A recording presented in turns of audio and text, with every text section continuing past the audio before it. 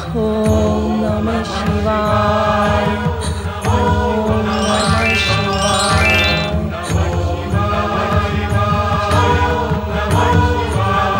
भोलेनाथ, आज आपको अचानक रात्रि में गगन विहार करने की इच्छा कैसे हुई? स्वामी, ये करुण स्वर किस दुखी नारी का है? आज तो तुम प्रश्न पर प्रश्न पूछे जा रही हो। क्या हमारे उत्तर की भी प्रतीक्षा नहीं करोगी? पहले अपने पहले प्रश्न का उत्तर तो सुनो। हाँ स्वामी, आज आपको अचानक रात्रि में गगन विहार करने की इच्छा कैसे हुई? तुम्हारी इच्छा पूर्ति के लिए। मेरी इच्छा पूर्ति के लिए?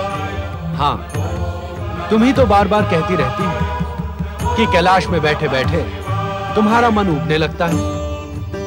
कहती हो या नहीं?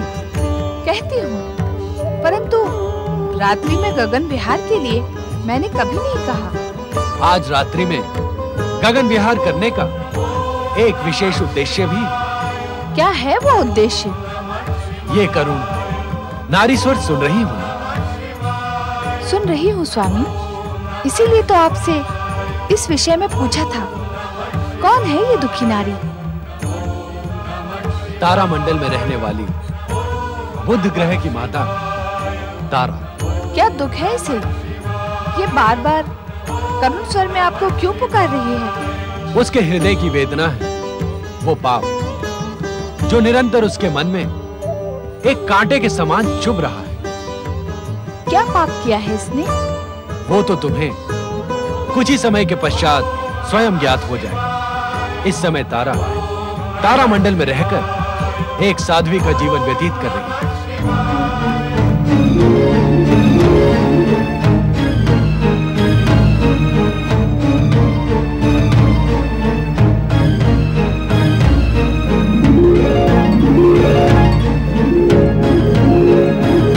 स्वामी, स्वामी, अचानक आपके मस्तक से चंद्रदेव अदृश्य क्यों हो गए?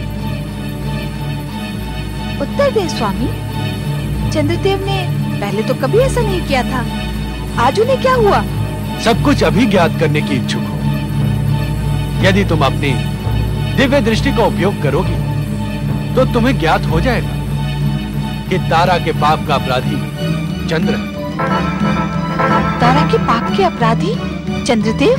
हाँ, हमारे कोप के भय से चंद्रदेव यहाँ से अदृश्य होकर चंद्रबिंब में जा चुके हैं। चंद्रशेखर शिव अब क्या चंद्र के बिना रहेंगे?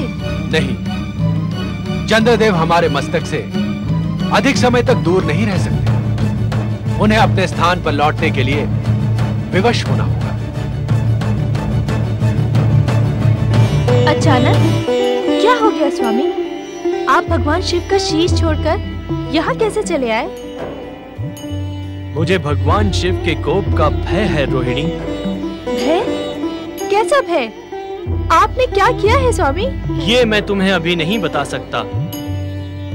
इस समय तो मुझे तुम्हारे साथ की आवश्यकता है। मैंने जब जब आपका स्मरण किया, आप भगवान शिव का मस्तक छोड़कर मेरे पास कभी नहीं आए। मैं अकेली ही आपके वियोग में तड़पती रही। परंतु आज अचानक ऐसी क्या अनहोनी हो गई स्वामी? बताएं मुझे स्वामी। बताऊंगा रोहिणी, सब कुछ बताऊंगा, परंतु इस समय मुझसे कोई प्रश्न ना करो। शांत रहो रोहिणी, शांत रहो। कुछ मत पूछो, कुछ मत पूछो रोहिणी।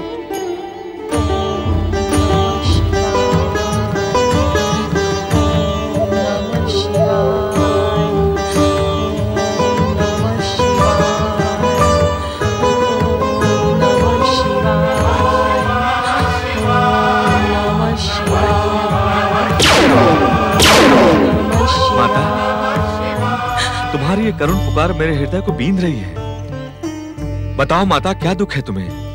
पुत्र बुध। हाँ माता, बताओ मुझे, तुम्हारा ये दुख दूर करने के लिए मैं क्या कर सकता हूँ?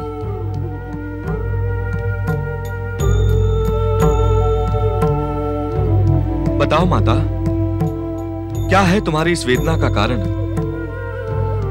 मैं तुम्हारे ये आंसू नहीं देख सकता माता। तुम्हें बताना होगा, सब कुछ बताना होगा। यह वेदना मुझे अकेले ही सहनी होगी पुत्र। मैंने जो अक्षम्य अपराध किया है उसका परिणाम मुझे अकेले भुगतना होगा, इसलिए मैं अकेली अपने पाप का प्रायश्चित करूंगी। बताओ माता, ऐसा कौन सा पाप किया है तुमने? क्या तुम ये रहस्य अपने पुत्र से भी छुपाने की इच्छुक हो? यह ऐसा अपराध है जो कोई माता अपने पुत्र को नहीं बता सकती।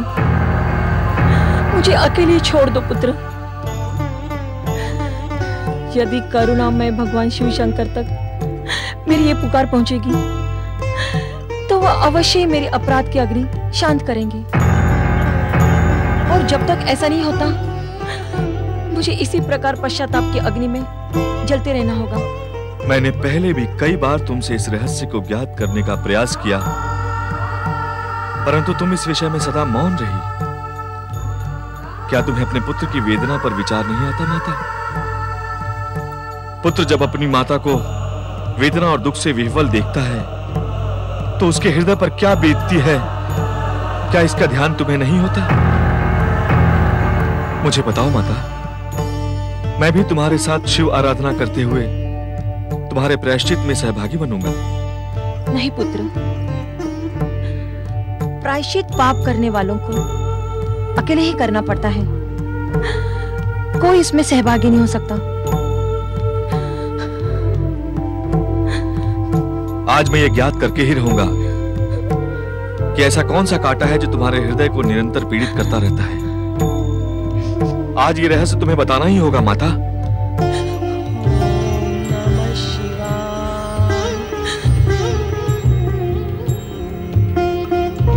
तारा का करुण स्वर अचानक थम क्यों गया स्वामी? ये जानने के लिए हमें स्वयं तारा के पास जाना होगा। हमें उसकी करुण पुकार का उत्तर भी तो देना है देवी। तो चले स्वामी, तारा की करुण कथा सुनने के लिए मैं व्यग्र हो रही हूँ। चलो देवी। तुम्हारा दुख दूर करने के लिए मैं अपने प्राण भी देने को प्रस्तुत हूँ माता। कृपा करके मुझे उस सत्य का ज्ञान कराओ जिसे अब तक आपने अपने आंसुओं में छुपा रखा है। नहीं पुत्र नहीं, मुझ में इतना साहस नहीं है कि मैं तुम्हें उस कटु सत्य का ज्ञान कराऊं।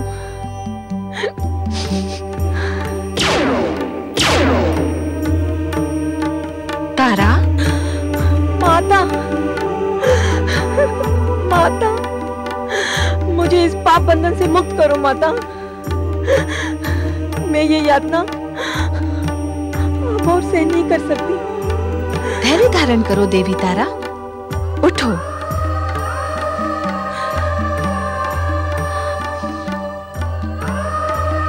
हम दोनों तुम्हारा दुख दूर करने के लिए ही यहाँ प्रकट हुए हैं।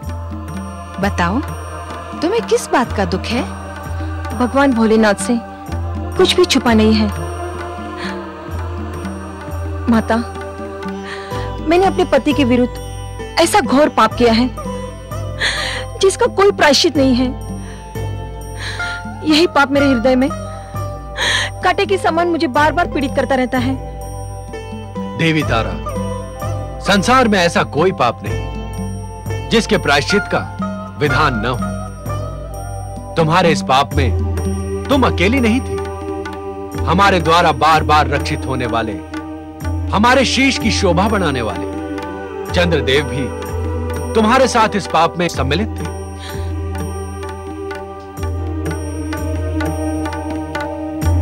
प्रणाम।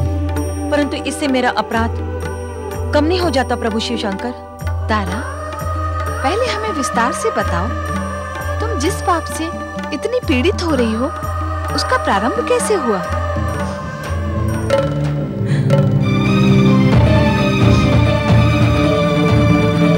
तारा, देवी पार्वती को वो सब कुछ बता दो। पाप को प्रकाशित करने से पाप का अंधेरा कुछ कम हो जाता है, हृदय का भार हल्का हो जाता है। जब अत्रि अनसुया का पुत्र सुकुमार चंद्र मेरे स्वामी बृहस्पति के पास शिक्षा ग्रहण करने आया तो प्रथम दृष्टि में मेरा चंचल मन चंद्र की सौंदर्य की ओर आकर्षित हो गया। चंद्र तो चंचल था ही, और उसका मन भी मेरे रूप में उलझ गया। और ओम नमः शिवाय। ओम नमः शिवाय। प्रणाम गुरुदेव। ओम नमः शिवाय। प्रणाम प्राणनाथ। ओम नमः शिवाय। ओम नमः शिवाय।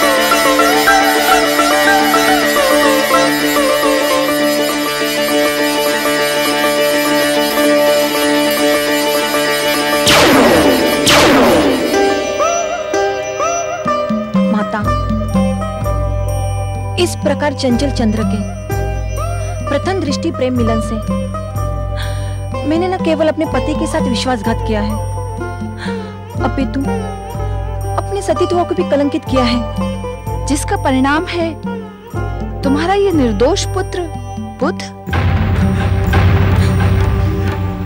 नहीं माताश्री, ऐसा न कहो।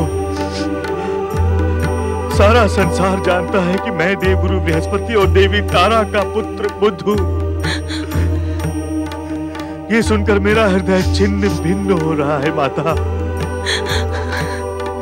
कह दो कि ये सत्य है। कह दो माता कि ये सत्य है। शांत हो जाओ बुध। तुम्हारी माता ने जिस सत्य को स्वीकार कर लिया है, उस सत्य को तुम्हें भी स्वीकार करना होगा। और सच पूछा जाए तो यह सत्य अब सब पर उजागर हो गया है। क्या कह रहे हैं भोलेनाथ? क्या यह सत्य सब पर उजागर हो गया है? तुम्हारा जनक चंद्र इसी कारण हमसे भयभीत होकर चंद्रबिंब में जा छुपा है। भोलेनाथ, आपसे तो ये सत्य छुपा नहीं था, फिर आपने चंद्र को दंडित क्यों नहीं किया? क्या तुम चंद्र का स्वभाव नहीं जानती देवी? यदि हम चंद्र को अपने शीश पर धारण नहीं करते तो चंचल चंद्र न जाने ऐसी कितनी कथाओं को जन्म देता। परंतु अपराधी का दंडित होना उचित है स्वामी। क्या आपने उसे इस विषय में प्रताड़ित भी नहीं किया? चंचल चंद्र हमारे नेत्रों की भाषा समझता है देवी। नहीं स्वामी, चंद्र आपकी करुणा का अनुचित लाभ उठा रहा है। आपका उसे दंडित करना ही उचित है। जिसका स्वभाव ही चंचल और असंयमी हो, उसे हम दंडित कब तक करते देवी? दक्ष प्रजापति द्वारा शापित होने पर हमने उसे रोग मुक्त करने के लिए सोमनाथ ज्योतिर्लिंग की स्थापना की। श्री गणेश द्वारा शापित होने पर तुमने उस पर करुणा की। परंतु फिर भी अपराधी चंद्र को आप नियमित रूप से शीर्ष पर धारण किए रहे। मैं तो कहती हूँ आपको सदा सदा के लिए चंद्र का त्याग कर देना ही उचित होगा। समुद्र मंथन के समय समुद्र से निकले चंद्र को अपने शीश पर धारण करके चंद्रशेखर बने रहने का वचन जो हमने दिया था, हम उसी वचन का निर्वाह कर रहे हैं देवी। परंतु आज देखिए, निर्लज्ज चंद्र स्वयं आपके शीश से भाग निकला। निर्लज्ज हो या पतित, कलंकित हो या अपराधी, चंद्र का साथ निभाने का वचन हम निभाते रहेंगे देवी। परंतु जिस अपराधी चंद्र ने मेरी माता की पवित्रता को खंडित किया, उससे मैं प्रतिशोध अवश्य लूंगा भोलेनाथ। मैं उसे शापित करके उसे प्रताड़ित करूंगा। उसे उसकी निर्लज्जता का दंड अवश्य दूंगा। तुम ऐसा नहीं करोगे पुत्र। अपराधी होते हुए भी चंद्र तुम्हारा जनक है और जन्मधात्री माता के समान ही आदरणीय है। वैसे भी शाप देने की शक्ति कठोर तपस्या से प्राप्त होती है। इस समय तुम शाप देने की स्थिति में नहीं हो, इसीलिए चंद्र को शाप देकर प्रताड़ित करने का विचार त्याग दो। तो मैं क्या करूं भोलेनाथ? आज जो पीड़ित सत्य मेरे सामने आया है, क्या उसके अनुताप से मैं अपनी माता के समान व्याकुल रहूंगा? मुझे इस व्याकुलता से मुक्ति दिलाएं भोलेनाथ। धन्य है देवगुरु बृहस्पति, जिन्होंने सब कुछ जानते हुए भी चंद्र और तारा को शाप नहीं दिया। बृहस्पति ने देवगुरु का पद प्राप्त किया है। मन ही मन सुलगता ये ताप क्या किसी शाप से कम है देवाधिदेव? इस ताप का भी अंत हो सकता है तारा। कैसे प्रभु? तुम अपने स्वामी देवगुरु बृहस्पति के पास जाकर उनसे क्षमा याचना करो। उन्हें अपने हृदय की व्यथा सुना। हमें पूर्ण विश्वास है कि वो तुम्हें सच्चे हृदय से क्षमा कर देंगे। नहीं नहीं शिवशंकर, उन्हें अपना मुंह दिखाने का साहस मुझ में नहीं है। मैं क्या मुंह लेकर उनके समक्ष जाऊंगी? देवगुरु बृहस्पति के समक्ष मैं तुम्हें लेके चलूंगा माता। भगवान शिव के आदेश का पालन करना हमारा परम धर्म है। विशाल हृदय देवगुरु बृहस्पति तुम्हें अवश्य क्षमा कर देंगे तारा।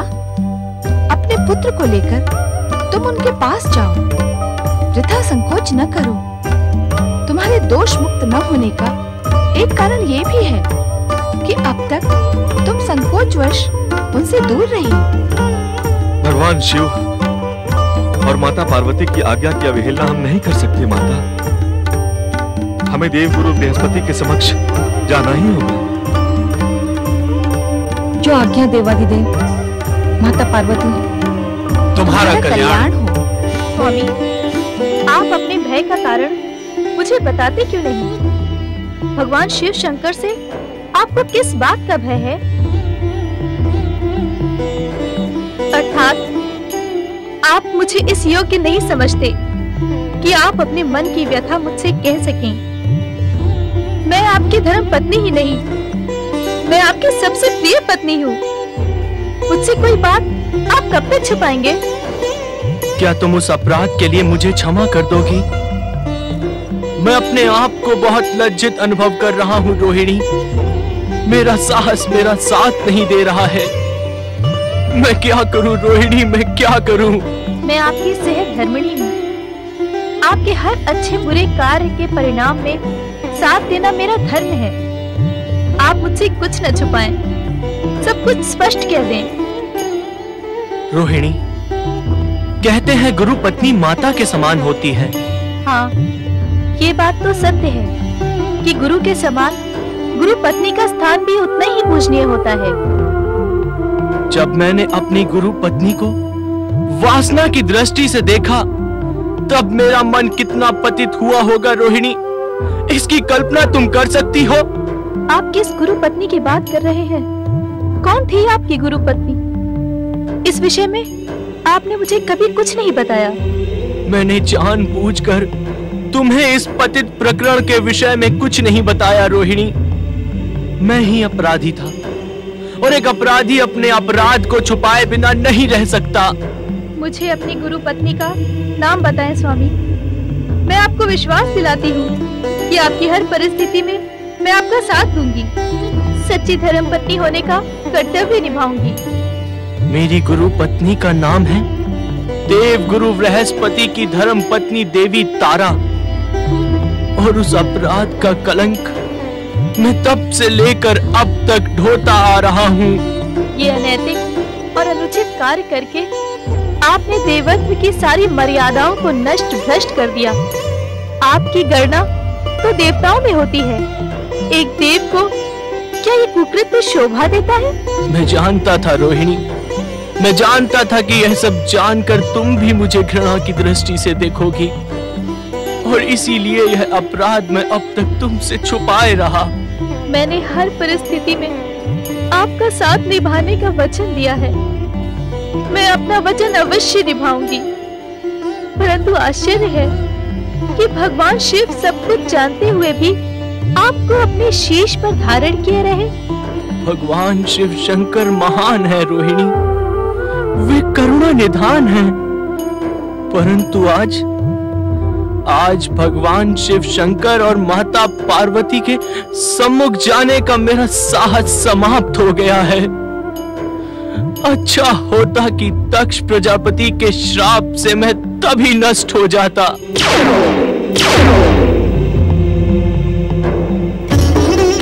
देवादिदेव, महादेव, माता पार्वती, मेरे पति के अपराध को क्षमा करें, उन्हें शिव कोप से नष्ट होने से बचाएं।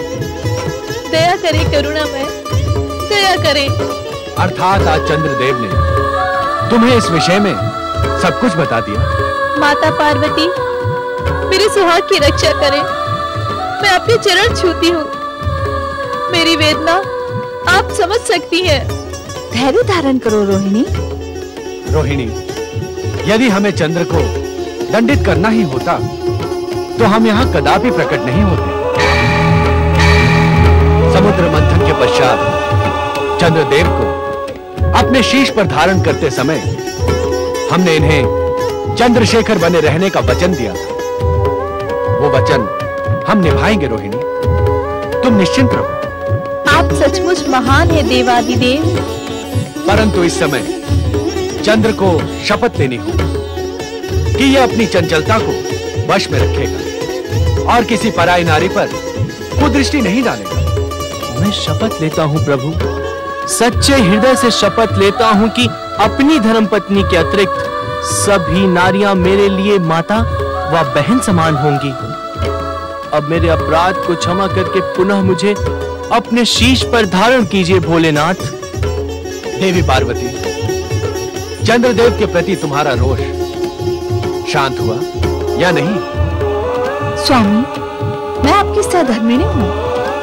जिसे आप क्षमा कर दें, उस पर रोष मैं कैसे कर सकती हूँ? चंद्रदेव, अब आप अपना स्थान सुशोभित करें।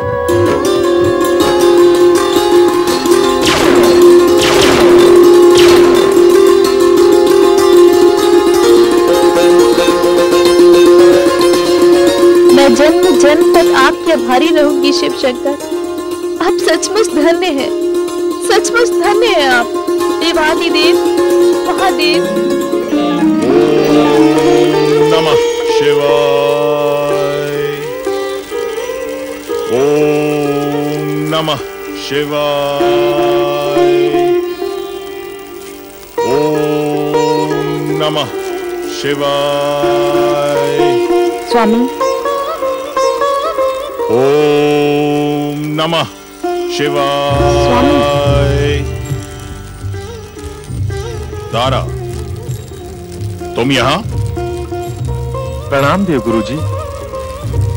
देवगुरु बृहस्पति जी, मैं आपकी कृपा दृष्टि का आकांक्षी होकर यहाँ आया हूँ, मुझे आशीर्वाद दीजिए। तुम्ही ग्रहों के युवराज चंद्रपुत्र बुध हो ना? मैं चंद्रपुत्र अवश्य हूँ, परंतु मेरे धर्मपिता आप हैं। नहीं नहीं नहीं नहीं, कदापि नहीं। तुम संसार में चंद्रपुत्र बुध के रूप में ही विख्यात हो और रहोगे। स्वामी, माता पार्वती ने कहा है आप विशाल हृदय है, मेरे वह अक्षम्य अपराध आप अवश्य क्षमा कर देंगे और मेरे पुत्र बुध को स्नेह में आशीर्वाद प्रदान करेंगे। मैं जानती हूँ आपको स्वामी कहने का अधिकार मैं खो बैठी हूँ, किंतु यह भी जानती हूँ कि आप महान हैं और आपकी महानता ने ही मेरा अपराध क्षमा करके मुझे शापित होने से बचा लिया। तारा, मेरा तुम्हारा संबंध उसी दिन समाप्त हो गया था जिस दिन तुम चंद्र के मिथ्या मोह माया में फंस गई थी। उस दिन से तुम्हारा अस्तित्व मेरे लिए निरर्थक हो गया है। अब तुम मेरे लिए वैसी ही हो जैसे अन्य कोई देवी। अब उन संबंधों की दुहाई न दो जो सदा सदा के लिए समाप्त हो गए हैं। अब तुम्हें मुझसे कुछ प्राप्त नहीं होगा, इसीलिए अपने पुत्र को लेकर लौट जाओ अपने तारामंडल को।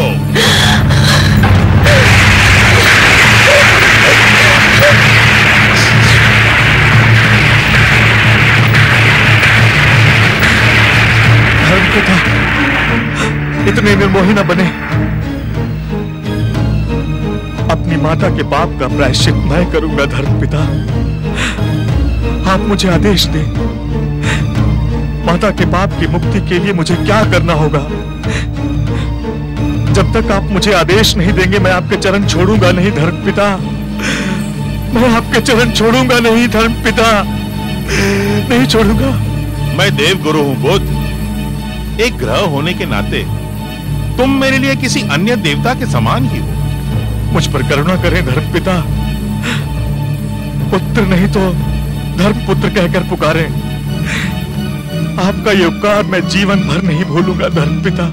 धर्म संस्कृति का यह नियम है कि जो व्यक्ति एक बार गुरु के चरण पकड़ लेता है, गुरु उसके सामने विवश हो जाता है। तुम्हारी सच्ची भावना और मातृभक्ति देखकर मैं भी विवश हो गया। मुझे अपराध मुक्ति का उपाय बताएं गुरुवर। मेरे चरण छोड़ो और भगवान शिव के चरणों का ध्यान करके सच्चे मन से प्रायश्चित का संकल्प करो। आप जो भी प्रायश्चित कहेंगे मैं उसे पूरा करने का संकल्प करता हूं। माता की पाप मुक्ति के लिए तुम्हें पृथ्वीलोक जाना होगा। पृथ्वीलोक?